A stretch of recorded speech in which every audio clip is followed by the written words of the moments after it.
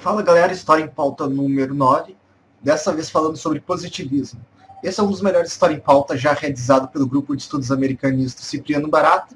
Não deixem de assistir. Só lembrando, quem gostou, clica no gostei, compartilha, curte e vamos agora para o vídeo.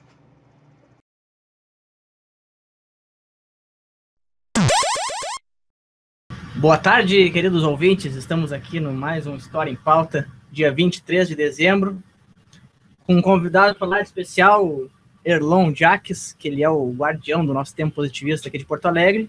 E aqui do meu lado, Rafael Freitas. Dá o seu oi clássico, Freitas. Oi! Bom, então, hoje talvez seja o nosso último programa do ano, né, Freitas? Talvez seja. Talvez, porque surpresas aguardam, como sempre, né? O nosso grupo ele é espontaneista. Mas vamos dar início a esse debate aí, primeiro agradecendo a presença do Erlon aqui, que veio prestigiar o nosso programa e ser o nosso convidado. Gostaria que primeiramente ele se apresentasse para os nossos convidados. Fala um pouco sobre quem tu é, Erlon, o que tu faz, o que te levou ao positivismo.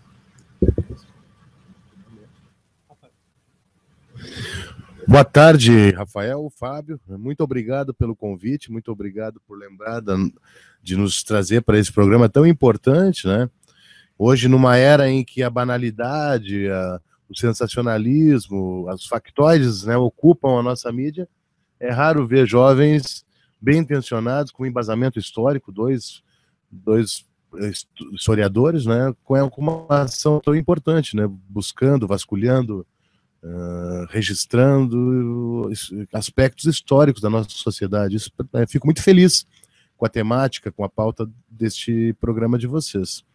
E a gente vai tentar falar um pouquinho da obra de Augusto Comte, principalmente no seu aspecto mais subjetivo, que é a religião da humanidade. Freitas, tem alguma pergunta para iniciar nosso debate aí? Inicia aqui. Eu gostaria que tu dissesse para nós, basicamente, qual é a origem do positivismo?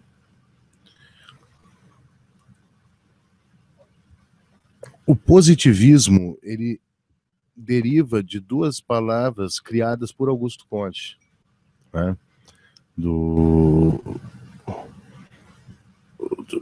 Duas palavras não, perdão. Uma palavra que Comte desenvolveu, que é a palavra positivo.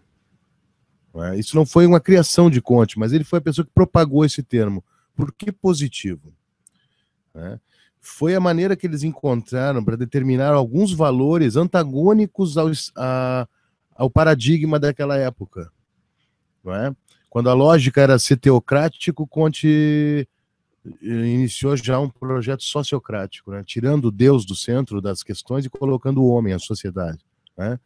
Quando a lógica era ser monarquista, Comte já antecipava o que nós conhecemos hoje como república, Antecipava não, baseado nos preceitos helênicos, já nos trouxe novamente a cena, a questão da república, Quando a lógica era ser, digamos, machista, Comte já colocava a mulher como centro das atenções da sociedade, como o aspecto mais sublime, mais importante da sociedade humana.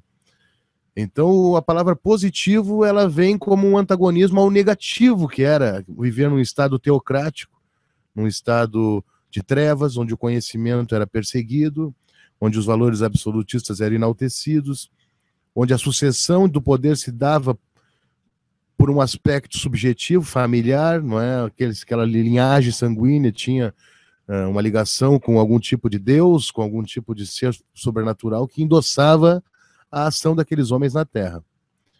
E isso a história nos mostra que foi intolerado já, A Revolução Francesa já nos trouxe, antecipou essa ruptura, e toda a obra de Comte foi escrita pós-Revolução Francesa, ou seja, ele sofreu uma influência direta da Revolução Francesa, não é?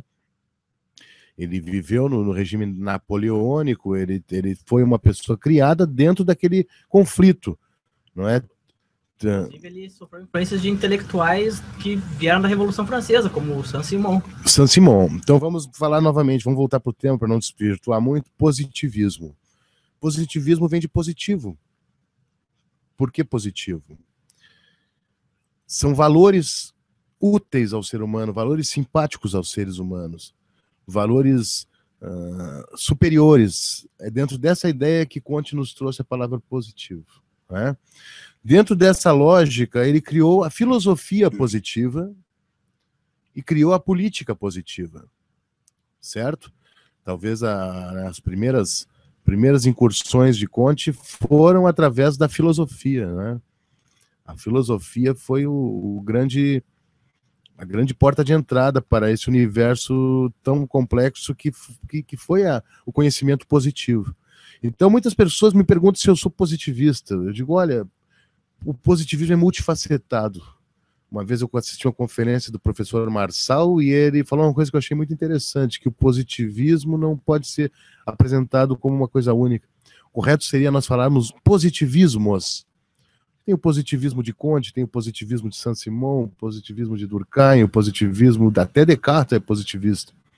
Então o positivismo é um fio condutor que baliza o pensamento de uma época, de uma geração, de um novo paradigma, que confrontou os valores absolutistas, tirânicos, monárquicos, obscurantistas de uma época tão negra, a palavra negra é polêmico dizer isso, né?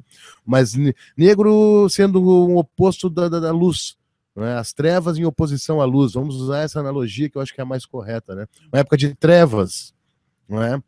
Onde o conhecimento humano era perseguido, onde um regime absolutista, teocrático, perseguia e aprisionava e enfim, né, cometeu uma série de absurdos em nome de crenças sobrenaturais, em nome de que no fundo só serviam para endossar o poder humano na Terra, né?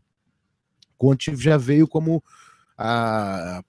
uma das peças fundamentais desse novo paradigma que se construiu após a criação da obra de Comte, principalmente do curso de política positiva e o curso de filosofia positiva, né? Comte não fez nada sozinho, como bem lembraram os irmãos. Comte não fez nada sozinho, ele foi assessor de Saint-Simon, que já tinha uma preocupação muito grande com a física social, não é? Por quê? Porque nós estávamos na época logo após o iluminismo, né? A ascensão do iluminismo, do enciclopedismo principalmente, né? Então Comte tinha uma preocupação muito grande em dar continuidade ao pensamento do seu mestre Saint-Simon, mas com algumas ressalvas. Enquanto Saint-Simon acreditava que poderiam existir soluções matemáticas, físicas, precisas, absolutas para os conflitos sociais, para o comportamento humano, Comte já identificou que isso era impossível, que a subjetividade humana ela não pode seguir um padrão absolutamente racional.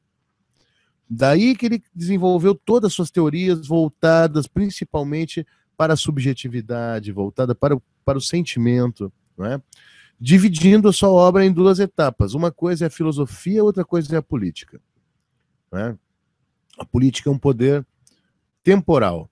A filosofia, o pensamento, as crenças, a religião são poderes atemporais. Isso é muito importante sempre ficar bem claro na obra de Comte. Os tomos dele se dividem em dois temas principais, o poder temporal e o poder atemporal, né?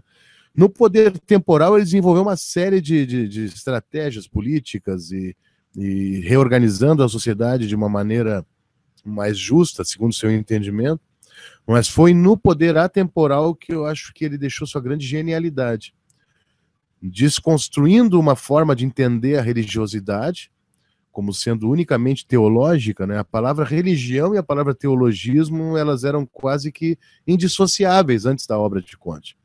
Você falava religião, as pessoas logo imaginavam um Deus, ou imaginavam um ser sobrenatural, seres, né? E Comte nos mostrou o contrário, que religião vem da palavra religare, um termo do latim, que também vem de reeleger, pode ser interpretado dessa forma, né? Vem muitas vezes até de romper, de deixar, de relegar também, também pode ser interpretado dessa forma. É um termo com vários significados. E Augusto Comte se ateve principalmente à questão da religião voltada para o aspecto sociológico. Enquanto todas as doutrinas teocráticas, desde a primeira ideia que Moisés teve, né, foi o primeiro grande esperto, que subiu na montanha, desenvolveu uma relação íntima com um Deus que só ele enxergava, só ele escutava, e já desceu da montanha com as leis prontas para aplicar no povo. Então foi a primeira vez que um homem muito inteligente viu que aquele guerreiro mais bravo, mais destemido da sua tribo, não se submetia a ninguém, nem a nada, era totalmente impetuoso e, enfim, não é? Violento, se submeteu a um conceito abstrato de Deus, se ajoelhava perante um Deus, com medo de que um raio fosse exterminar naquele momento. Então Moisés conseguiu impor através da teocracia que nós conhecemos como os primeiros códigos religiosos, os 10 mandamentos, que são posterior a outros que nós já também conhecemos, mas digamos assim, mais interessantes, mais importantes para a nossa cultura ocidental foram esses, não é? Então ali começou todo esse processo religioso, que depois influenciou uma seita nova, que era o cristianismo, que depois o imperador romano, de uma visão politeísta, viu de uma forma muito inteligente, viu que o monoteísmo era mais fácil de organizar a sociedade do que o politeísmo, adotou o monoteísmo cristão, não é? E daí ele educou a Europa, que eram povos com culturas diferentes, educou perante o ponto de vista católico, apostólico, romano. Então esse é o cenário que se desenvolveu.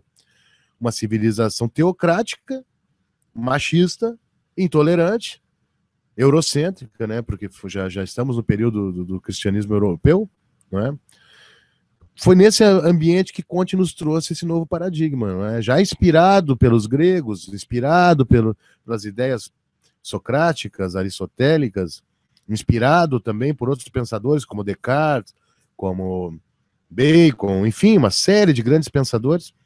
Conte nos traz esse novo sistema, não é? Que nós tiramos dos deuses do centro das atenções das religiões, dispensamos a pretensão de religar o homem a um possível Deus, a um possível ser, e nos preocupamos em religar os seres humanos entre si, que o Conte identifica como a principal missão da religião. Mais importante que religar o homem a um suposto ser, não é? Improvável ser, é mais importante, no momento que a humanidade vive e vivia, né, quando Conte criou a nossa doutrina, religar os seres humanos entre si. Um elo de altruísmo, de fraternidade. Inclusive, altruísmo é uma palavra criada por Augusto Conte, né? O alter, o outro, né? A prática pelo outro, a doutrina do outro, né? De cuidar do outro, de zelar pelo outro, né? Nós temos uma crença que se você cuidar de quem está à sua frente, aquele que está atrás de você vai cuidar de você, né? É uma ideia de sociedade perfeita, de pessoas se ajudando na mais linda cooperação. Essa seria a ideia de Augusto Conte. A obra de Conte ela não foi totalmente viável porque ela não deixa de ser bastante utópica. Mas a gente tem que deixar bem clara a diferença de utopia e de quimera. Uma utopia é uma possibilidade que ainda não é realidade. Mas não é uma quimera, que é uma utopia que não tem chance de dar certo. A obra de Conte é uma utopia, mas é uma que pode ser buscada, pode ser perseguida, né? O dia que os homens pararem no semáforo com seu carro, não pelo medo da multa, do azulzinho, mas pela consciência de que eles podem atropelar um irmão, podem causar uma colisão, talvez a gente vai estar bem alinhado com a ideia kantiana, não é? Da ética substituindo a moral, da reflexão profunda individual de cada um, o poder atemporal ético de uma religião ética interferindo positivamente nos seres humanos, até de uma forma mais elevada e superior ao poder temporal da lei, dos sistemas de repressão do Estado, né? Quando o homem vai fazer aquilo que é certo, não por medo, não por opressão do Estado, mas pela consciência ética profunda, íntima, pessoal, quase que o seu superego vai estar lhe orientando, né? O que antes alguns chamavam da voz de Deus, hoje a psicologia já nos diz que existe o superego, né? Aquela voz da perfeição que nós temos dentro de nós, que mostra, sabe o caminho certo, nos orienta para fazer o certo, mas a gente às vezes erra, né? Contraria, né, nosso íntimo, não é? Eu queria enfatizar essa questão do machismo e da religião, certo, no positivismo. Chama atenção a questão de quem é o Deus, quem é o ser absoluto do positivismo, que seria, ao meu ver, que eu saiba, a única religião cujo Deus é uma mulher, que seria a humanidade. Queria que tu tratasse sobre essa questão, enfatizando um pouco mais da crença na humanidade como uma deusa. Certo. Toda religião tem o seu símbolo, não é? É natural, não é? Estrela de Davi, a cruz, o yin e o yang, enfim, né? Todas as religiões têm os seus símbolos, né?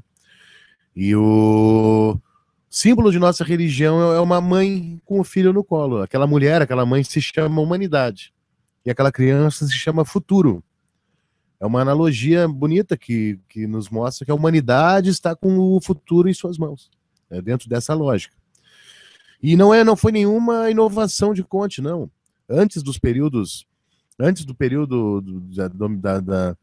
da predominância católica, apostólica romana na Europa, antes do período islâmico, antes do judaísmo, já existiam civilizações nórdicas, orientais.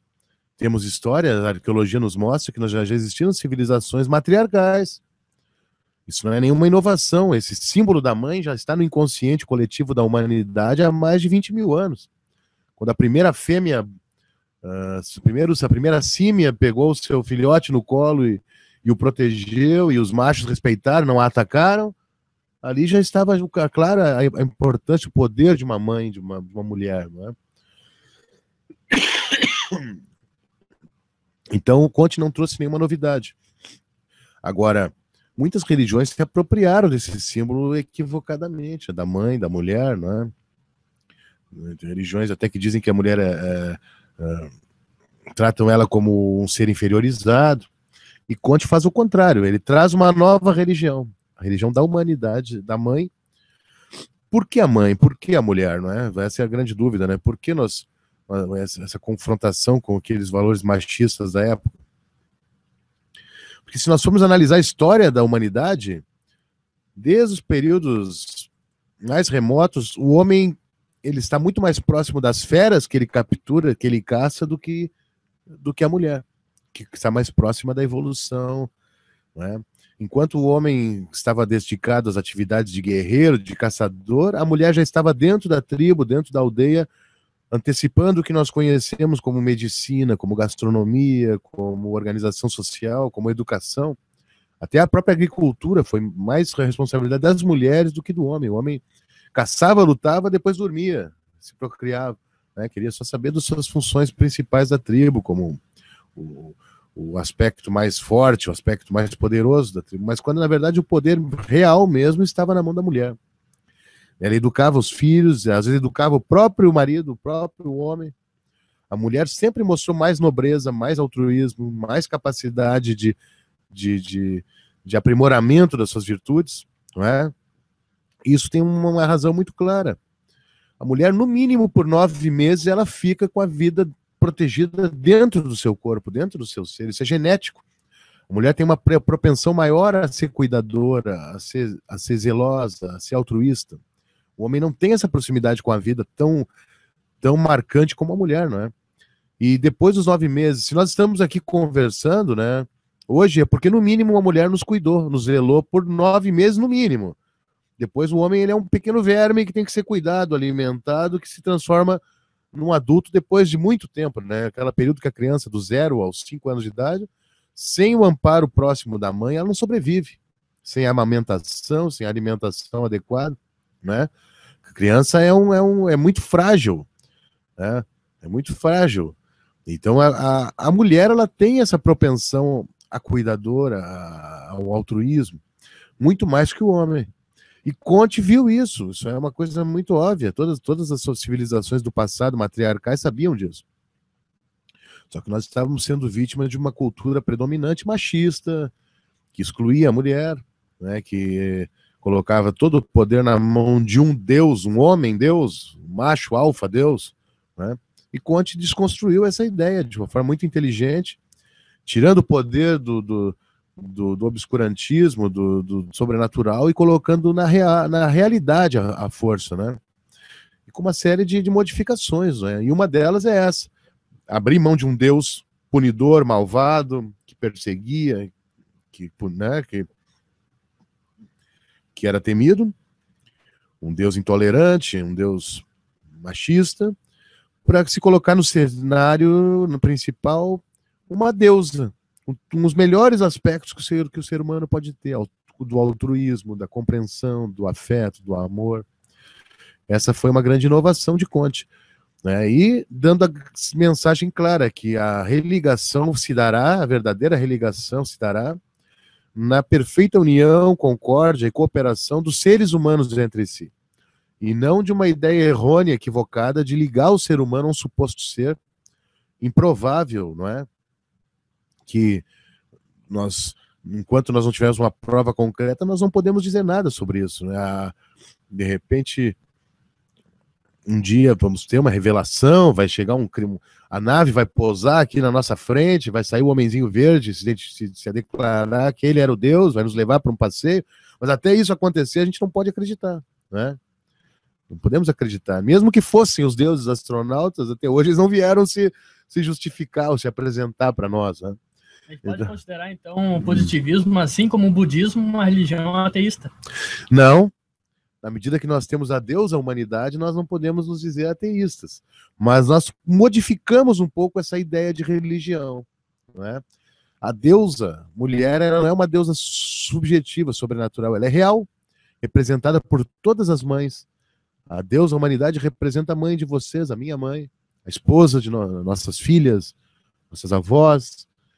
E a mãe é a deusa, uma deusa real, física. Ou seja, nós não somos ateus.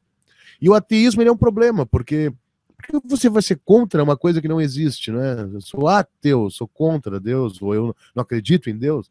No momento que você sustentar essa tese, você está dando força para ela, né? No mínimo está falando a palavra Deus, né? Então, quando a gente fala Deus, a gente resolve bem esse problema. Uma deusa física, real, uma mulher, que pode ser a mãe de cada um de nós, trazendo a mensagem que nós devemos abandonar essa falsa percepção de que nós podemos ter todas as respostas, que o homem, na sua infinita pretensão, pode responder todas as perguntas, e nos dedicar aos problemas reais, sociais, do presente. Que adianta a gente ficar filosofando do alto da nossa torre de marfim, se Deus existe, se existe vida após a morte, e assistindo as crianças se alimentar no lixão. Né? Que sentido existe nisso? Né? Então foi essa ideia que Conte nos trouxe. Parem de gastar tanta energia querendo saber o início e o fim, querendo saber o que houve antes do Big Bang, ou querendo saber o que haverá depois do fim, né? Da grande desintegração, ou seja lá o que for. Paremos de pensar nesses temas improváveis e comecemos a reaproximar os seres humanos uns dos outros, as tribos umas das outras, nações umas das outras, criando um grande ambiente de cooperação universal. Essa é a ideia de Conte. Me corrija se eu estiver errado, mas Porto Alegre depois do Rio de Janeiro, é a única cidade no Brasil que tem um templo positivista. Está correto. Está correto. Tem o templo de Liverpool também, que teve... Ele ainda existe, me parece. Eu ainda quero visitar para ter certeza, mas me parece que ainda existe, que ele foi danificado durante a guerra, mas ele ainda existe. Será que os Beatles estiveram nesse tempo? Olha, a Inglaterra, isso não é curioso, que o outro ambiente, o ambiente onde ele mais fecundou foi em Liverpool, depois do Rio de Janeiro e Porto Alegre. Não é à toa que tantas revoluções vieram de Liverpool. Eu tenho essa crença, né? Existe... A inteligência, ela é orgânica, ela se manifesta em locais com mais incidência do que outros. É verdade. Né? Mas baseado nisso, eu queria te perguntar, por que tu achas que o positivismo teve tanta influência aqui no Rio Grande do Sul para ser a segunda cidade a ter um tempo positivista depois do... E o único em atividade é o nosso hoje. Infelizmente, o do Rio de Janeiro está fechado para reformas. Então, quem quiser conhecer em loco o prédio pedagógico mnemônico que representa a doutrina arquetípica de Augusto Conte, visite o Templo Positivista de Porto Alegre, que é o único em atividade no momento. Né? Mas desculpa, tu fizesse uma pergunta. Só repetindo, por que tu consideras, ou se tu consideras, por que teve tanta influência aqui no Rio Grande do Sul? O positivismo, não é? É simples, não é tão complexo de entender. Nós vivíamos um período de repressão total das ideias, dos valores iluministas aqui no Brasil. Nós éramos vítimas de um império que bloqueava qualquer informação que contrariasse a lógica católica, apostólica, cristã, romana. E o Rio Grande do Sul já tinha uma proximidade muito grande com países liberais, Argentina, Uruguai, Paraguai. Não é? Todo aquele conhecimento que o Império bloqueava via Rio de Janeiro, não deixava chegar no Nordeste, não deixava chegar no Norte, não deixava chegar no Centro-Oeste. Nós já tínhamos o privilégio de receber essa informação quentinha pela fronteira com a Argentina, com o Uruguai e com o Paraguai. Então, nosso povo, por essência, naquele período, ele era mais culto. Não é? Ele era mais preparado. O Júlio de Castilhos foi um republicano desde o início. E muita gente pensa que o positivismo veio do Rio de Janeiro para Porto Alegre, mas não. Castilhos foi educado numa escola positivista. Poucas pessoas sabem, mas o embrião do positivismo aqui no estado foi uma pequena escola de primeiro e segundo grau na Duque de Caxias, escola particular do professor Fernando Lemos, ou Fernando Gomes. Fernando Gomes, que foi um grande professor e ele era um positivista. Contemporâneo de Conte, pensador, né? Existiram contemporâneos de Conte no Brasil. Uma brasileira, inclusive, foi a pessoa que mais contatos teve com Conte. Anísia Floresta, uma amiga, não do Rio de Janeiro, uma brasileira que trocava cartas com Conte, que tinha muita influência sobre Conte, inclusive.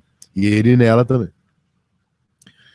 E o positivismo, ele foi a doutrina mais adequada, era mais a que mais traduzia os anseios daqueles homens que queriam uma outra situação para se opor à doutrina vigente, que era a católica, apostólica romana do Império.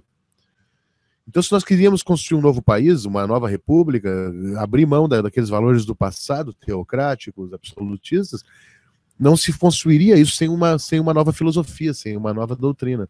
E qual era a doutrina que estava efervescendo na Europa naquele período, que estava ganhando todos os pensadores acadêmicos? Era o positivismo. Então, nada mais lógico que Castilhos, como um homem inteligente, e antes de Castilhos, inclusive João Sesimbra Jacques, Juvenal Miller, outros grandes pensadores, Demétrio Ribeiro. Se nós temos hoje um Estado laico, foi graças a Demétrio Ribeiro. Né? O capitão Antônio Pereira Prestes, também um homem de muito valor para a nossa doutrina, um dos construtores do Templo de Porto Alegre, pai de Luiz Carlos Prestes, que educou Luiz Carlos Prestes dentro da doutrina, dentro do catecismo positivista. Se não fossem esses homens, nós não teríamos um Estado laico hoje no Brasil, para os senhores terem ideia. Nós poderíamos ser um império teocrático até hoje, dependente das diretrizes portuguesas. E essa ideia também não tinha a ver com a ideia vigente na Europa de modernidade. Claro. Tentar modernizar o Brasil, sendo que a monarquia representava, até certo ponto, um atraso, assim, não só cultural, mas também em relação à modernidade, ao próprio capitalismo que estava a todo vapor lá na Europa. Com certeza. E o monarquismo, ele agia quase de uma maneira feudal, né? Ele tinha seus representantes regionais, aqui no nosso estado, Gaspar Silveira Martins, que embora fosse nosso opositor, né, um ferrenho, ele era um homem de muito valor, muito culto, muito preparado. Né? Foi ele que criou a frase: ideias não são metais que se fundem. Né, colocando de um lado as ideias monarquistas, ruralistas, do Charque, dos escravagistas, em contraponto às ideias já iluministas, republicanas, liberais de Augusto Conte, né, dos positivistas, dos chimangos. Ou seja, por que o positivismo teve tanta força aqui no Estado? Porque era claro, precisava uma doutrina para se opor a essa outra. Né? E qual foi a adotada? Foi o positivismo. Enquanto, se nós fizermos um mapa, é bem fácil de visualizar. Enquanto de um lado tinham os pecuaristas, onde a única base da nossa economia era o charque e alguma coisa da agricultura de subsistência, do outro lado já tinha toda uma preparação da industrialização, da diversificação, da agricultura, da indústria metalmecânica, não é? Que eram, na sua grande maioria, positivistas e imigrantes. O positivismo, ele teve uma importância muito grande aqui no Rio Grande do Sul nesse período também, porque ele estrategiou todo um sistema de imigração diferenciado para o Rio Grande do Sul, para se opor justamente às oligarquias rurais. Então, o que ele fez? Criou uma nossa serra povoada por um povo inteligentíssimo, o italiano, né, o alemão, que já tinha uma visão mais avançada de indústria, da ciência, da técnica, não é? Eles foram muito inteligentes, eles trouxeram pessoas qualificadas, se prepararam, não é? Porque fica bem claro, de um lado, os maragatos, escravagistas, ruralistas, voltados para a questão somente do char, que era um feudo rural. De outro lado, os positivistas, já homens mais voltados para uma visão globalizada, uma visão industrial, uma visão de avanço da educação, de avanços dos valores humanistas, dos valores sociais, não é? Então fica bem claro, isso era necessário, uma outra doutrina que fosse se opor, já que o Império, a grande meta era destituir o Império, não é? Do seu poder, então precisávamos de uma doutrina.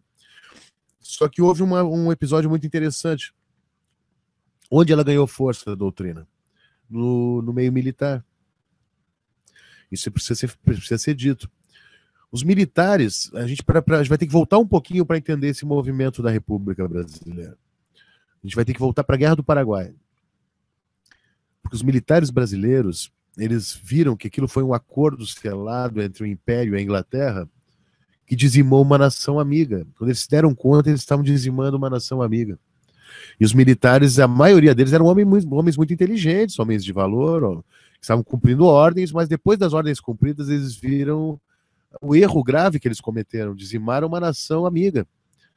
E voltaram da Guerra do Paraguai com essa revolta. Poxa, o Império não é um sistema muito justo. Nós estamos representando interesses da Inglaterra para destruir um país industrializado que ameaçava a hegemonia das manufaturas, da indústria inglesa. Então eles se deram conta muito cedo que eles precisavam de uma outra doutrina, de um outro modelo. Então muitos militares mandaram seus filhos para estudar na Europa. E qual era a doutrina que, como eu disse anteriormente, era o positivismo. Então ela foi aceita no meio militar. Até porque para derrubar o Império, tu não derruba o Império somente com filósofos, com pensadores, tu precisa de força militar. Então onde que o positivismo ganhou força? Onde precisava ganhar força, na caserna, junto aos militares.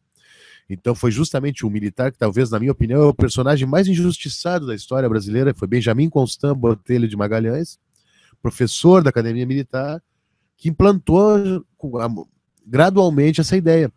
Ele era um veterano da Guerra do Paraguai, ele viu a atrocidade que foi cometida, o crime contra a humanidade que foi cometido, de dizimar, matar crianças, mulheres, dizimar uma população. Isso foi feito no Paraguai. Então os militares brasileiros voltaram com aquela mágoa, com aquela mácula no coração. Poxa, ganhamos uma guerra, mas foi uma guerra genocida, fratricida, isso não pode acontecer. Então eles voltaram com uma ideia diferente da Guerra do Paraguai. E foi esse descontentamento com esse alinhamento do Império que fez os positivistas ganhassem força. Fez com que o Clube Positivista do Rio de Janeiro fosse a primeira instituição civil a não aceitar membros escravagistas. Fez com que o Clube Positivista do Rio de Janeiro fosse a primeira instituição civil em falar em reparação ao Paraguai, em falar em devolução dos espólios, dos troféus, dos monumentos, das obras de arte que foram roubadas. Então foi ali que nasceu esse embrião da República, não é? de pequenas pátrias, de pessoas convivendo em harmonia. Essa era a ideia dos positivistas. Essa era a ideia de Benjamin Constant, e com a influência que ele teve, ele conseguiu influenciar os militares, Floriano Peixoto, Deodoro da Fonseca, a aceitar a proclamação da República. Então isso a gente tem que entender que a história ela é uma continuidade dos fatos, ela não é estanque. Para entender a República, temos que entender a Guerra do Paraguai, temos que entender todo um processo mercantil do planeta, né? E daí dessa cena, desse quadro, que se criou a situação propícia para que o positivismo fosse aceito aqui no Rio Grande do Sul. Isso. Antes do Freitas fazer a pergunta, eu gostaria de mandar um abraço e deixar registrado aqui esse abraço para o nosso camarada Rodrigo Aldab. Que ele é positivista assumido. Ele é um positivista assumido. João Paulo também, meu amigo, também é positivista. Eu ainda quero que o Aldab compareça lá num domingo, no Tempo Positivista, e ele deve estar com certeza nos assistindo. O grande João Paulo também. Eu também não conheço. A gente tem uma pergunta aqui no nosso roteiro que já foi respondida por ti. Uhum. O positivismo é eurocêntrico? O senhor já respondeu inicialmente que não. Então, eu gostaria que tu deixasse mais claro de que forma Augusto Conte confrontava ideias eurocêntricas. O quadro da preparação humana é uma bela forma de demonstrar isso que tu estás dizendo. Nós vamos observar que ele criou um calendário de 13 meses, de 28 dias, onde cada dia do ano é uma homenagem a um grande pensador. E cada mês é uma homenagem a uma linha de pensamento. Tem o mês da teocracia, o mês da ciência, tudo, tem dividido em duas etapas. A primeira é a antiguidade, depois a era moderna. Então tem a teocracia inicial com Moisés, né? A filosofia antiga com Homero, a ciência antiga com Aristóteles, e assim por diante. Então, nesses meses, por exemplo, nós vamos encontrar grandes sábios como Confúcio, como Lao Tse, como até figuras emblemáticas da América, como Atahualpa, como outros grandes líderes, como Bolívar, Simão Bolívar, como chefes de dias. Então, Augusto Conte tinha uma preocupação de mapear o conhecimento humano no planeta, não só pelo viés europeu, mas também contemplando outras civilizações, outras culturas. Agora, apesar de tudo isso, eu sou obrigado a concordar que o positivismo ele é um pouco eurocêntrico, sim. Porque não tinha como não ser, ou era inevitável ser eurocêntrico naquele período. Todo o sistema de informação era eurocêntrico. Toda a lógica era eurocêntrica. Então, Conte, por mais que ele tenha tentado pensar algumas coisas do conhecimento universal, ele não conseguiu essa missão com plenitude. Claro, no final da vida ele se retratou, por exemplo, ele coloca Gutenberg como inventor do tipo gráfico móvel. Depois, em suas pesquisas, ele descobriu que o tipo gráfico já tinha sido usado séculos antes pelos chineses. Então, era inevitável que nós fôssemos eurocêntricos, porque o conhecimento, as bases do conhecimento eram eurocêntricas. E sendo que eles foram armazenados, escondidos, guardados durante 2000 anos por uma visão hegemônica de poder que não compartilhava com o restante da população, a não ser dentro da porta dos mosteiros, dentro das muralhas dos mosteiros, dos conventos, né? E muitos políticos, intelectuais, historiadores, tanto da América quanto de alguns outros países da Ásia ou da África, eles tinham a Europa como referência de tudo, praticamente, de civilização. Exatamente. E não só eurocêntrico, como antropocentrista também. Não é? Eles ainda não tinham essa iluminação do dualismo, do biocentrismo, da cosmoética. Né? Eles estavam ainda orientados por uma visão antropocêntrica também. Não vamos achar que o positivismo é perfeito, porque ele foi feito há 200 anos atrás, já existe o estruturalismo, já existe o pós-modernismo, pensadores de muito valor já dando contribuições maravilhosas. Agora, Conte nos deixa um indicativo importante. Faça da tua religião o conhecimento e o altruísmo, e você vai ser um grande homem, um grande sábio. Tendo a tua religião, tendo como religião o conhecimento, tu não corre o risco de te tornar obsoleto nunca. Se eu for obrigado um dia a abandonar ideias positivistas em detrimento de outras mais avançadas, eu não vou ter nenhum pudor em fazer isso. Porque eu vou estar honrando a diretriz de nosso grande mestre, Augusto Conte. Quer fazer essa pergunta, Pedro? Faço, senhor. Qual é a influência política do positivismo no atual cenário nacional político? Se tiver alguma, né? Não, influências tem, não é? Todo o sistema político brasileiro foi... Será que a forma de condução da política nacional, com um papel grande do Estado, é uma influência positivista? Não, até o positivismo, ele vê o Estado como um regulador, mas não como protagonista de nada. Nesse caso não seria. Mas eu vejo a grande influência no nosso sistema democrático, no nosso sistema político. Não é? Isso aí foi uma origem que nasceu com a ditadura republicana, com as ideias de Conte. Não é? Apesar de nós não sermos democráticos no sentido real da democracia como ela é, que os próprios gregos, onde nasceu a democracia, não eram democráticos, né, se nós formos analisar, e a democracia, ela às vezes proporciona aberrações, mas ainda é o sistema que mais se adequa às necessidades de uma população multifacetada como a nossa, né, complexa como a nossa, né? Agora, eu vou te dizer o que a realidade política de hoje destoa da realidade política daqueles líderes como Júlio de Castilhos, Borges de Medeiros. Até os nossos inimigos, Gaspar Silveira Martins, Assis Brasil, eram grandes homens, eram homens de valor. O mestre Afrânio Pedro Capelli, a gente não pode falar em positivismo aqui no Rio Grande do Sul sem mencionar esse nome, Afrânio Pedro Capelli, eterno guardião do templo positivista. Ele dizia uma coisa que eu achava muito linda, que eram homens que se degolavam, mas não roubavam. Eles se matavam para defender as suas ideias, os seus sistemas, mas eram extremamente íntegros, extremamente corretos, não é? Por quê? Eles não eram perfeitos, mas eles tentavam seguir uma doutrina que os fazia perfeitos. A doutrina positivista, ou a religião da humanidade, no meu caso, né, ela tem um preceito muito importante. É fazer da política um sacerdócio. O homem que assume uma condição de homem, de gestor público, ele tem que encarar aquilo como um sacerdócio. Tu vai te doar. Tu vai transmitir o excedente do teu conhecimento, da tua capacidade para a população. E não fazer da política a tábua de salvação dos fracassados.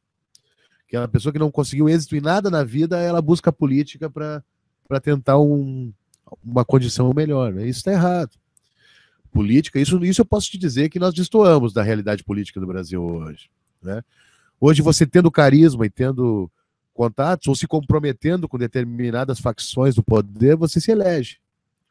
Mas não quer dizer que você vai ser um bom gestor público, honesto, íntegro, muito menos um sacerdote da humanidade, da política, tendo em vista que esses homens acreditavam que a política era um sacerdócio.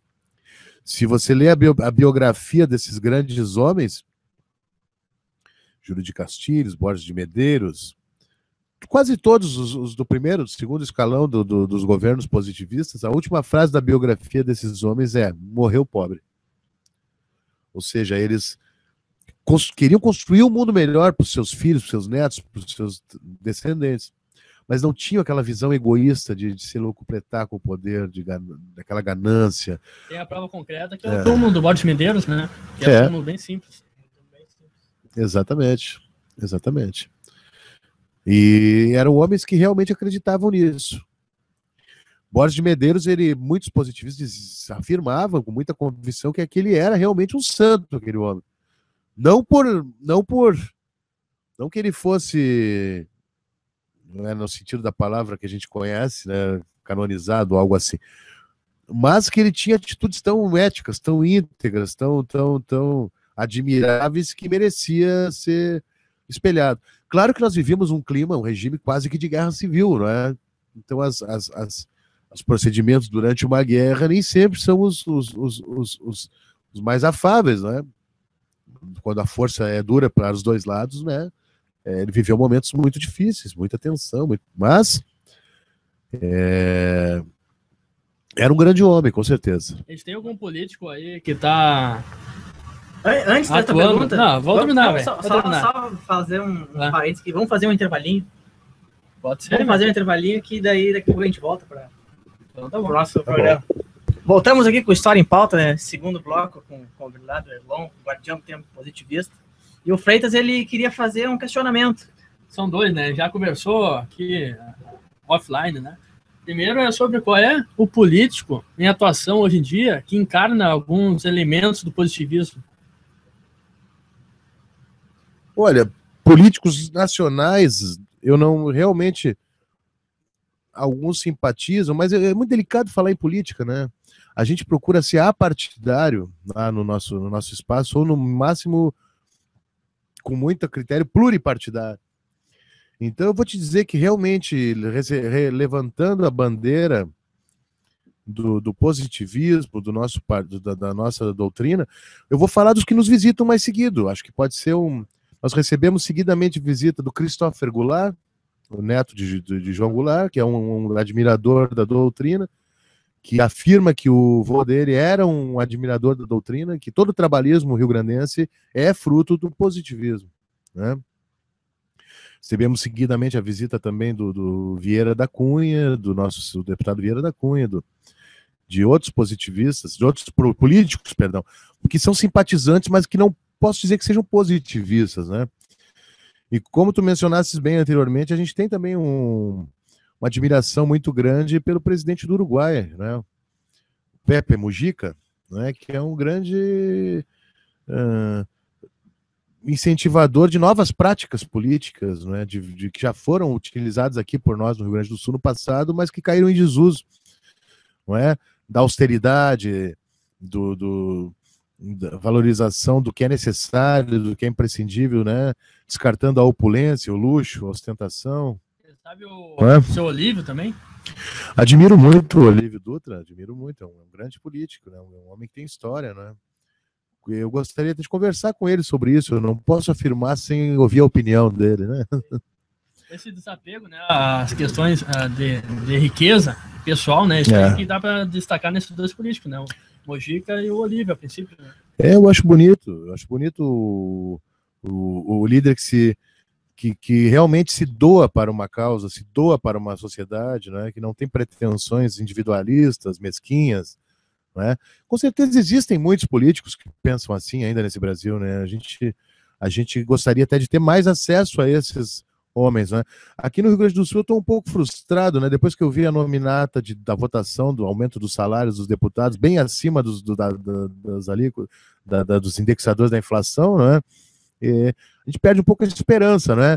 Tu vê até aqueles mais radicais de esquerda, mais ferrenhos defensores né, dos valores, votando a favor, né? Então isso aí serve para a gente ver que realmente a população deve se organizar em outras bases, em outras plataformas e realmente fiscalizar e não deixar que nenhum político desses fale em nome da gente, porque quem realmente aumenta os próprios salários com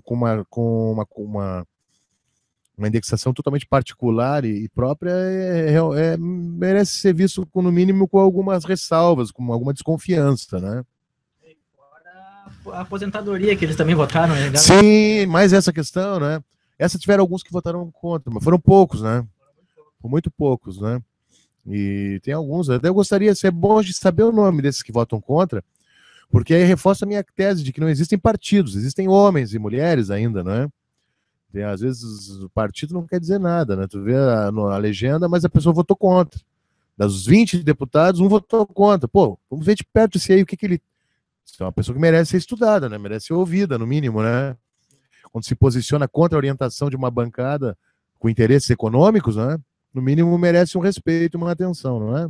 Voltando a um questionamento que surgiu antes do intervalo sobre a questão do impeachment da presidente Dilma, o senhor era e continua sendo contra? Eu não sou a favor, não. Eu penso que se nós, a duras penas, chegamos num estado de democracia como nós temos hoje, de um federalismo participativo, presidencialista, claro, imperfeito, né? A própria democracia grega, berço da democracia, não era democrática, né? Os cidadãos tinham grandes privilégios e grandes direitos, mas nem toda a população era cidadã, né? Não esqueçam disso, né? Excluía a mulher, excluía os estrangeiros, excluía os escravos, que eram uma grande maioria. Dá até para considerar cidadão ateniense como elite, ateniense como sinônimo, né? Exatamente, então não me venha falar em democracia, né? Essa palavra já é um erro de origem, não é? Agora a gente pode tentar aperfeiçoar esse sistema, né? E, claro, corrupção, eu não posso falar nada, porque eu realmente não fui olhar nenhum processo a fundo. A gente sabe o que a mídia nos apresenta, né? E a mídia, ela é a mídia, né? Ela mostra o que interessa. Às vezes é fato, às vezes é factoide. Agora, eu sou contra o impeachment, sim, e eu acredito que existam desvios, que existam problemas no governo da Dilma, assim como existiram em todos os outros, né? Me mostre um governo que não teve escândalo de corrupção, né? E não sou defensor da presidente Dilma, nem do partido dela. Mas eu acho que o impeachment não é uma boa saída. Porque nós vamos voltar para aquela cena de 61, 64, né? Tu pode ter as melhores das intenções, mas depois tu não tem os mecanismos para reverter o processo, né?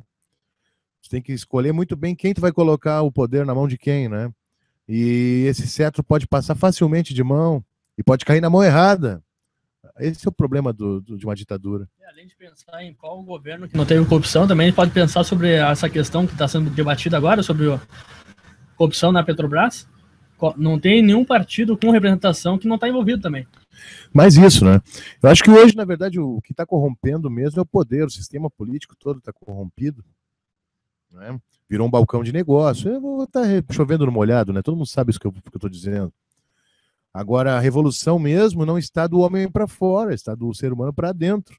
Quando você não coloca o papelzinho da bala no chão, coloca no cesto de lixo, você para no semáforo pela consciência de que você deve parar porque pode atropelar um cidadão, não pelo medo da multa, do azulzinho. Ou seja, isso é um processo de muitos anos. Fazem só 20 mil anos que a gente desceu das árvores. O ser humano ainda tem muito que evoluir, tem muito que aprender, né? E talvez o sistema nosso, democrático, presidencialista, federativo, esteja imperfeito. Mas talvez seja ele o próprio mecanismo para que nós possamos aperfeiçoá-lo, né?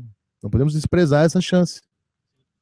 Eu gostaria que tu falasse agora um pouco sobre o templo que a gente tem aqui em Porto Alegre. Quais são as atividades que vocês mantêm lá? Quando é que vocês abrem o templo? Que muita gente, às vezes, passa, ele está sempre fechado, mas vocês têm um calendário de atividades? Fala um pouco. Nós somos uma religião diferente.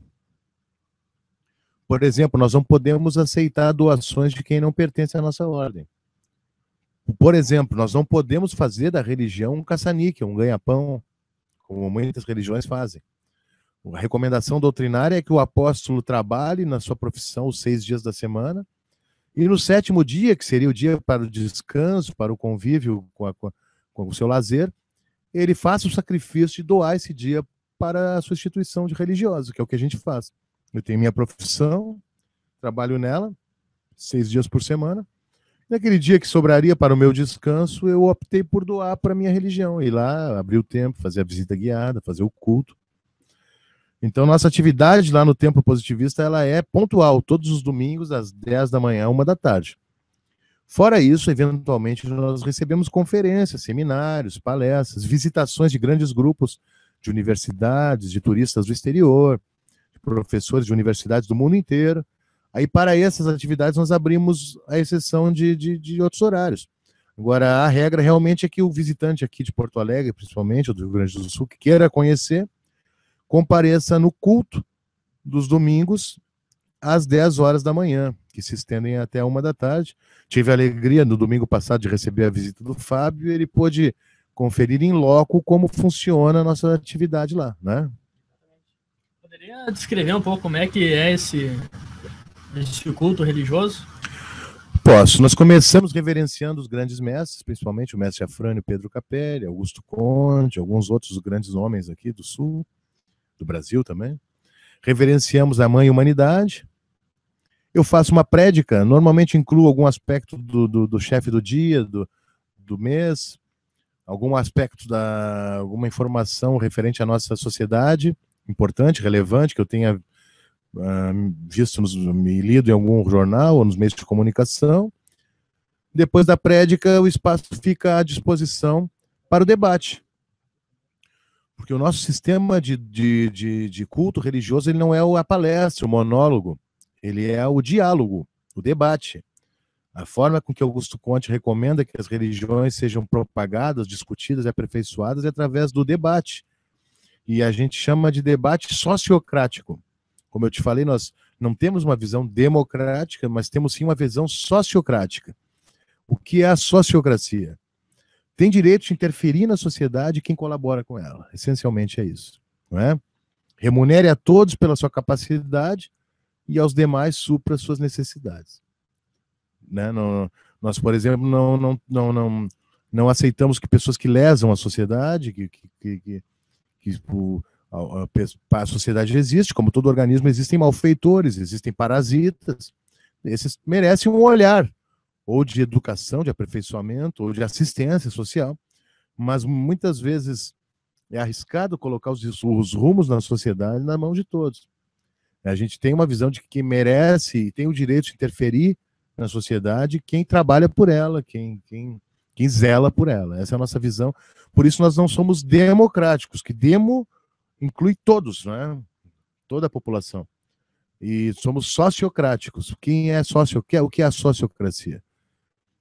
São pessoas que trabalham pela sociedade, que cumprem seu dever, não é? Então a gente não pode incluir nessa nossa visão sociocrática nem malfeitores, nem parasitas, nem pessoas que lesam a sociedade ou que vivem à margem dela para fazer uso dela, mas não colaboram com ela, não é? Não seguem as regras, não pagam os seus impostos, enfim, não é?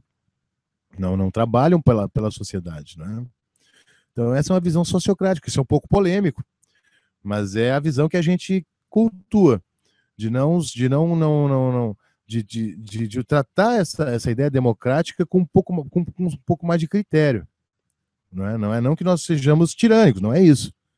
Mas realmente a democracia ela merece ser observada de perto. Ela é um regime que ainda está em aperfeiçoamento, ela não é perfeita. Não é? Nós gostamos muito mais dos direitos, dos deveres do que dos direitos. Não é? O positivista tem o direito de cumprir com o seu dever. Essa é a nossa máxima relacionada a isso. E há muitos positivistas hoje em dia em Porto Alegre que têm reconhecimento? Existem sim, estão crescendo. Existem muitos simpatizantes da nossa doutrina e ela está crescendo. Cada vez mais recebemos a visita de grandes intelectuais, de professores, sociólogos, historiadores, pessoas formadoras de opinião, pessoas que vão realmente construir um novo mundo, uma nova sociedade juntamente conosco e com os bem-intencionados, né, desse processo. Sobre os políticos rio-grandenses, gaúchos, de destaque nacionalmente, há muito de positivismo nas gestões nacionais feitas pelo Getúlio Vargas. Tu acha que a ideologia dele, o trabalhismo, ou quem sabe o Brizola, o trabalhismo tem muita relação com o positivismo? Eu vejo a continuidade desse fio condutor, de uma certa forma. Né? Eu vejo isso. Não é? Getúlio Vargas é um caso um pouco mais delicado. O mestre Afrânio Pedro Capelli, ele tinha uma certa crítica ao Getúlio, né? Que Getúlio Vargas ele utilizou toda uma estrutura positivista de poder aqui no Rio Grande do Sul para conseguir o poder nacional. Quando ele chegou lá, ele virou as costas para o Rio Grande do Sul e para o positivismo e se tornou um líder absolutista, tirânico, não é? Queimou a bandeira dos estados, fez uma série de... Então a gente respeita muito Getúlio Vargas, mas a gente é obrigado a dizer que, por exemplo, as leis trabalhistas, todos dizem que foi Getúlio que criou as leis trabalhistas. Isso não é verdade. Getúlio só assinou o projeto que foi levado em mãos, desenvolvido por Raimundo Teixeira Mendes e levado em mãos por Lindolfo Collor, que era o ministro do Trabalho. Então a gente tem essa ideia, muitas vezes, de endeusar os indivíduos, né? Getúlio fez tudo. Não. Ele era cercado de ministérios de homens muito competentes, de pessoas muito capazes, né? Só que a gente tem que entender que ele estava orientado por uma doutrina, né? Que depois até ele abriu mão, desenvolveu outras visões, viu que não era tão simples assim rio-grandenizar o Brasil como Borges gostaria, né? Que o Brasil era um grande emaranhado de feudos, de interesses internacionais e nacionais, o coronelismo no Nordeste, no Centro-Oeste era muito forte, o tenentismo também era muito forte, ele foi cercado pelos tenentes. Então Getúlio ele foi um projeto que não deu certo na visão dos positivistas. Não é? Ele subiu ao poder com a missão de rio-grandenizar o Brasil, chegando lá ele cedeu a famigerada governabilidade, né? Sobre a questão do Getúlio Vargas, tem um livro, não lembro o autor, que chama O Inventor da Ditadura no Brasil. Isso, fala sobre o Júlio de Castilhos. E muitas pessoas dizem que o positivismo do Getúlio Vargas era o castilhismo, na verdade. Aí eu queria, a partir disso, dizer se tu concorda, que se a influência dele mais direta era do Júlio Castilhos, e aproveitando no gancho, qual foi a liberdade que o Castilhos teve perante as ideias do Augusto Conte? Quais as diferenças entre os dois? Eu vi bem, tu me deixa aquela pergunta muito interessante, né? O positivismo está para o castilhismo, assim como o marxismo está para o comunismo. Eu diria que o castilhismo está para o positivismo, assim como o marxismo está para o comunismo. Só inverteria essa ordem, mas não está errada. E se nós analisarmos a história de Júlio de Castilhos, ele nunca foi um tirano. Nós tínhamos uma ditadura republicana. Só que a palavra ditadura foi foi corrompida. A ditadura castilhista era uma ditadura que ouvia os setores da sociedade, era uma ditadura que tinha uma função social muito forte, foi a ditadura de Júlio de Castilhos, por exemplo, que deu a liberdade de profissão, a liberdade de culto religioso que nós não tínhamos. Então a gente tem que entender que Júlio de Castilhos era um ditador republicano, só que o termo ditadura ele foi distorcido. Hoje, se fala em ditadura, você imagina um tirano, uma tirania, um despotismo. Castilhos não era um tirano. Ele tinha um colegiado de sábios, ele tinha de representantes, setores da sociedade que compunham esse governo com ele. Estudem a história do Rio Grande do Sul, vocês vão ver que foi um governo que impulsionou esse estado. Em 40 anos, nós deixamos de ser o estado mais atrasado, ruralista, só em função do setor primário, para nos tornarmos o estado mais poderoso da federação. Melhor educação, melhor indústria, né, melhor cultura. E isso foi graças ao castilhismo. Agora, o getulismo ele não é uma réplica do castilhismo, não. Getúlio ele rasgou a Constituição, ele se tornou um tirano. Ele queimou as bandeiras dos estados, ignorou o Pacto Federativo, ele cometeu uma série de equívocos na sua gestão, né? Eu nunca compararia nem de perto, ou melhor, nem de longe a ditadura de Getúlio Vargas com o governo republicano de Júlio de Castilhos. É bem diferente. E sobre a diferença entre o castilhismo e o positivismo do Conte, poderia dizer para nós? O castilhismo ele é uma doutrina política inspirada no positivismo. Ele não é o positivismo. Nós temos que entender isso. O positivismo ele não tem um primado político. Exatamente. Agora, Júlio de Castilhos era um homem inteligente. Não é? Ele se usou das diretrizes de Conte a seu favor, não é? Ele viu que nós tínhamos uma lacuna, que o império iria cair, precisaria de um novo sistema, e ele inteligentemente se preparou e elaborou a Constituição de 1891, que, segundo estudiosos, foi a mais avançada do Ocidente naquele período, baseado nos preceitos kantianos, né? De liberdade, de respeito à individualidade, ao humanismo, não é? Tirou-se o Deus, não é? Deus, pátria e família, ou Deus, né? Se colocou a humanidade no lugar de Deus, né? Você jura perante a humanidade, não por um Deus, né? Um Deus que tu não sabe se existe ou não existe, se é ou se não é, com interesses difusos, complexos, né? De poder. Então ele conseguiu romper com um sistema, um status quo, um paradigma daquela época, amparado pelas orientações kantianas. Então o castilhismo ele é uma cria da doutrina kantiana, do positivismo. E, voltando a essa polêmica entre positivismo e marxismo, será que poderia dizer algumas diferenças entre os dois? O que um se difere do outro? Assim? Muitas vezes tem essa rivalidade, né? Eu posso te apresentar singularidades também entre os dois. Ambas as doutrinas tem a pretensão de ser uma nova proposta para romper com o absolutismo monárquico. Principalmente na academia, tem essa pecha de tu é positivista, tu é marxista, sempre tem uma certa rivalidade. Eu vejo o marxismo ele é mais utópico do que o positivismo, na minha opinião. Não existe tempo marxista, né? Mas existe tempo positivista. E realmente o marxismo, talvez naquela condição daquele período, em determinados locais da Europa, ele fosse realmente o mais necessário. O índice de exploração, de subjugação, de opressão era tão grande que não seria com uma doutrina de fraternidade, de tolerância, de elevação do ser humano que tu resolveria aquele problema de imediato. Né? Então, naquela situação, o marxismo foi importante. Se a gente analisar friamente, tanto o positivismo quanto o marxismo eles receberam influência da Revolução Industrial e da Revolução Francesa. Tem uma certa origem em comum quanto a essas influências e ao período da Europa. Um contexto semelhante. Um contexto muito semelhante. Ambas as doutrinas quiseram fugir do absolutismo teocrático, tirar do poder dos deuses, tirar do poder da mão dos deuses o poder, colocar na mão do homem, da população, não é? Agora, talvez a principal diferença entre o marxismo e o positivismo esteja na luta de classes. Enquanto Marx prega a luta da classe operária contra a classe patronal, Comte prega a harmonia entre a classe operária e a classe patronal.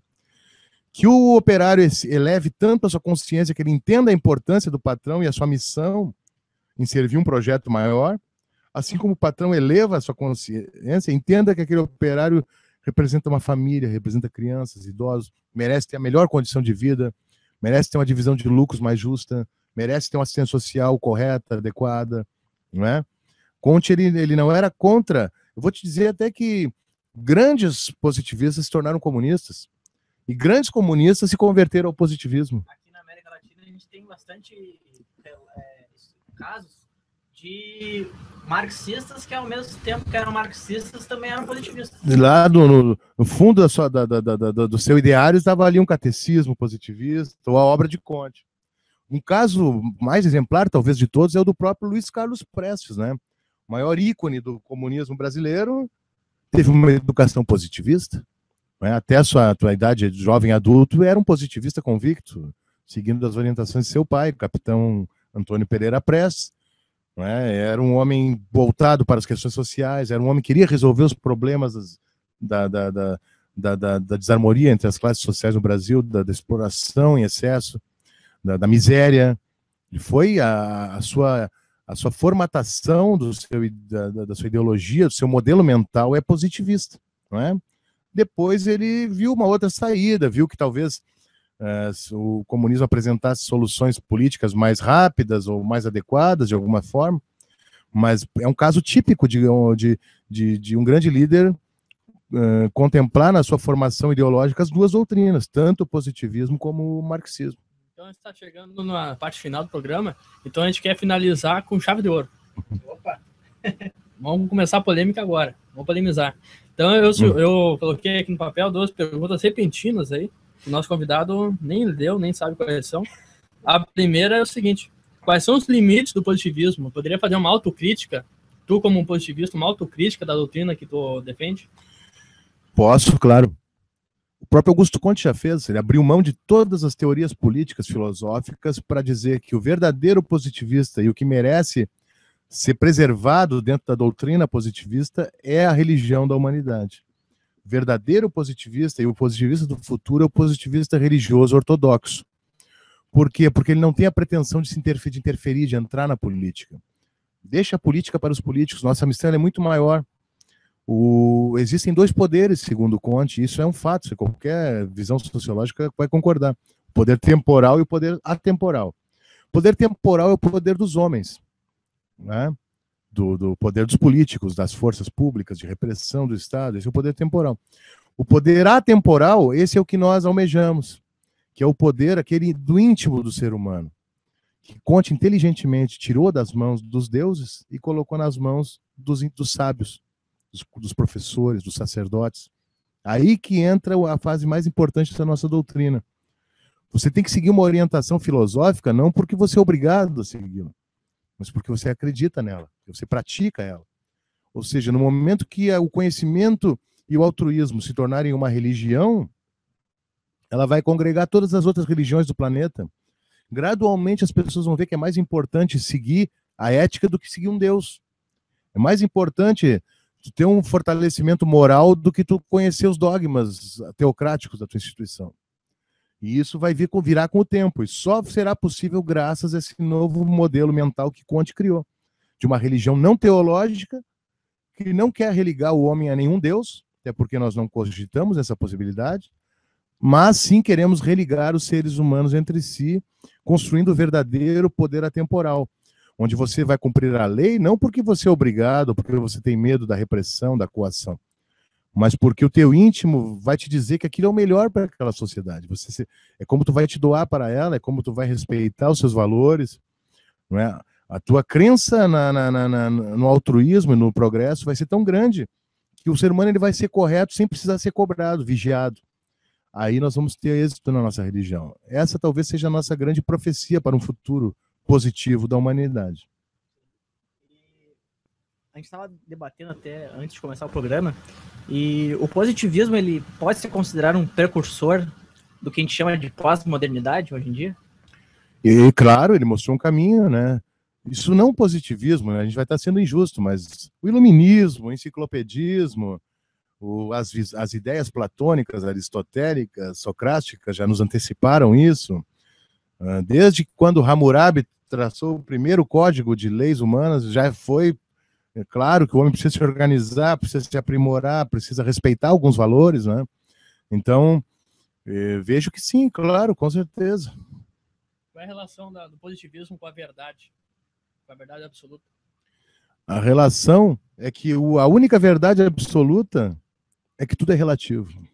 Essa é a relação do positivismo com a verdade absoluta. Bom, antes de encerrar aqui o nosso programa, eu gostaria de saber do Erlon quais os projetos para o Tempo Positivista de Porto Alegre para esse ano 2015. Muitos projetos bons. Nós teremos agora, dia 28 de dezembro, uma palestra com o jornalista Mário Xavier, bisneto de Ildefonso Soares Pinto, que foi secretário de obras do governo Borges de Medeiros. Esse senhor, poucas pessoas sabem, mas graças a ele se construiu o Porto de Rio Grande, que foi a maior obra hidroviária do século XX, se construiu a biblioteca pública, se construiu o Porto de Porto Alegre, o portão principal, todos os acessos, a dragagem da areia, tudo foi feito por obra desse senhor. E muitas outras obras que eu nem lembro agora, Ildefonso Soares Pinto. E o jornalista Mário Xavier está escrevendo um livro sobre o seu bisavô, mas nem porque é bisavô, mas porque das obras, o mérito dele, e vai fazer uma palestra, convido vocês a estarem presentes, dia 28 de dezembro. Dia 19 de janeiro, vamos receber a visita de um grande positivista do Paraná, Arthur Virmont de Lacerda, que vai fazer todo um ensaio filosófico sobre esse advento das pessoas estarem buscando a nudez pública como forma de se expressar, vai fazer uma analogia entre os valores do positivismo com essa nova forma de chocar a sociedade, ou de se expressar, que é andar nu em vias públicas. Como aqueles casos do Parcão ali. Isso, exatamente. Ele vai fazer um estudo filosófico sobre esses casos. O Rafael Freitas, ele tem umas colocações para, como vocês podem ver, a nossa mesa está cheia de livros, de revistas aqui. Só queria registrar aqui algumas, na verdade não seriam doações, seria uma retribuição do nosso grupo de estudo, a receptividade do Ponto Cultura lá Integração. Então eles têm essa coleção, eu cheguei a assinar Carta Capital por uns 2 anos, então toda a coleção da Carta Capital está aqui na lá Integração. Eu quase fui infectado pela bactéria do petismo, graças a essa revista. Então aqui algumas publicações do site das Farc, que eu imprimi, encadernei todo ano, estamos deixando aí com a La Integração, várias revistas, Le Monde Diplomatique, caros amigos, vários livros, onde eu destaco um deles, que é um romance histórico, da Ingrid Betancourt, Não Há Silêncio que Não Termine, que é um livro de ficção, com alguns detalhes históricos aqui, dessa colombiana. Ela foi sequestrada pelas Farc? Sequestrada pelas Farc. É um romance histórico. Chegou a ler todo esse livro, Freitas? Não aguentei. Bom, então vamos para as considerações finais. Se o Elon tiver alguma coisa para falar. Algo que a gente não perguntou, algo que é importante dizer. O que eu gostaria de enfatizar é o convite, né, para todos os ouvintes aqui do programa História em Pauta. Domingos, das 10 da manhã, 1 da tarde, estamos lá receptivos, felizes, com a nossa missão de passar a doutrina da religião da humanidade a todo cidadão que tenha vontade de conhecer um pouco mais ou de participar de nosso culto. Não é cobrado nenhuma taxa, não é pedido nenhuma doação. Nós não compactuamos dessa forma de entender a religião como um meio de vida, um ganha-pão. E estamos lá tentando seguir à risca as orientações do nosso grande mestre Afrânio Pedro Capelli. E a ele eu dedico esse programa e dedico as minhas últimas palavras, que foi um homem que, por 30 anos, com todas as dificuldades que ele teve, tanto físicas como financeiras, manteve aquele templo funcionando, reparando os seus problemas, lidando com toda a sorte de aventureiros, de oportunistas, de pessoas mal intencionadas que quiseram desvirtuar o propósito daquele local, e conseguiu construir um apostolado em torno de si, que mesmo após sua transformação está dando continuidade e daí honrará a missão que foi passada. Então, ao mestre Afrânio Pedro Capelli eu dedico nosso programa, todas as nossas ações esse ano e no futuro que estamos enfrentando. E ele talvez seja o grande nome que nós devamos reverenciar. Um homem que deu a vida por um ideal, que nunca se afastou 1 milímetro das diretrizes que lhe foram passadas pelos guardiões anteriores. E eu, como representante dessa instituição no presente, procurarei honrar ao máximo a responsabilidade que ele me passou. Lembrando que o Tempo Positivismo tem uma página no Facebook. Temos a página, isso. Estão disponíveis todos os eventos. Isso. Templo Positivista. Adicionem a gente lá, vamos ficar muito felizes em trocar uma ideia, em passar a informação que seja necessária. Mais uma vez agradecendo ao Guardião Erlon Jaques, Muito ao obrigado, camarada Rafael Guardião Freitas. E em breve um próximo História em Pauta aí, com uma nova pauta, uma nova polêmica e, como sempre, trazendo educação aos espectadores. Isso aí. Obrigado a todos e até mais.